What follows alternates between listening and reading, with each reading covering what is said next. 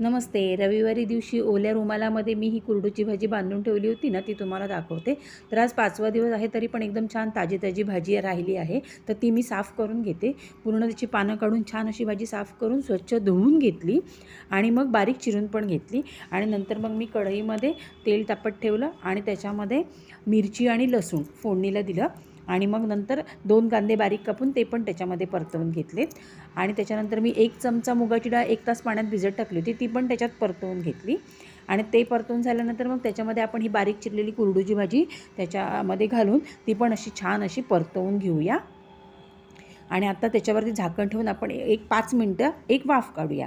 पण 5 मिनटानंतर मी वाफ काढून त्याचं झाकण काढून ती भाजी ढवळून त्याच्यात मीठ टाकलं होतं, पण तो व्हिडिओ विसरली मी शूट करायला, तर सॉरी.